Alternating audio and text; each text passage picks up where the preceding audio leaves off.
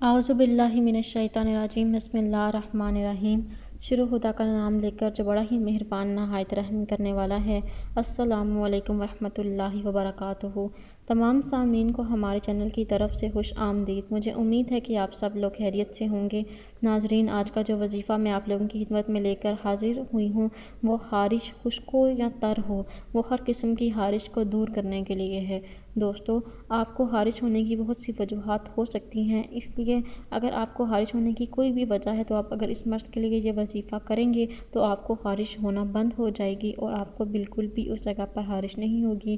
دوستو، آپ کوشش کیا کریں کہ آپ ضرور اپنے جسم کو، اپنے بدن کو صاف ستھرا رکھا کریں۔ اس مرض کے لیے روز نہایا کریں کیونکہ صفائی نصف ایمان ہے۔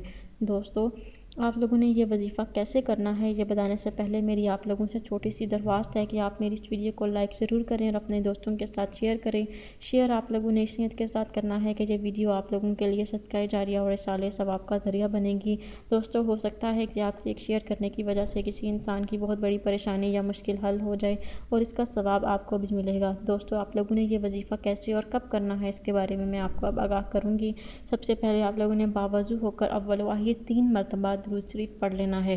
اگر کسی کو خارش ہو گئی ہو، چاہے وہ خشک ہو یا تر، اس کے لیے اس نے باوضو ہو کر سورہ قدر پڑھ کر آپ نے اپنے اوپر دم کر لینا ہے۔ اگر متاثرہ شخص یہ وظیفہ نہیں کر سکتا تو کوئی اور شخص بھی اس کے لیے یہ وظیفہ کر سکتا ہے اور یہ وظیفہ سورہ قدر کو پڑھنے کے بعد اس پر دم کر دے گا، یا پھر اس کے علاوہ وہ پانی پر دم کر کے بھی مریض کو پلا سکتا ہے، تو انشاءاللہ تعالیٰ اس کو خارش سے نجات حاصل ہو جائے گی۔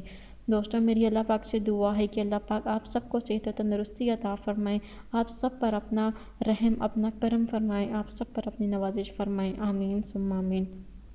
دوستو، اگر آپ لوگوں کو آج کا وظیفہ پسند آیا ہے تو کمنٹس میں اس کا اظہار ضرور کیجیے گا۔ انشاءاللہ تعالیٰ آپ سے پھر ملاقات ہوگی بہت جلد ایک نئے وظیفے میں، ایک نئی ویڈیو کے ساتھ۔ مجھے اپنی دعاؤں میں یاد ضرور رکھیے گا۔ اللہ حافظ و ناصر۔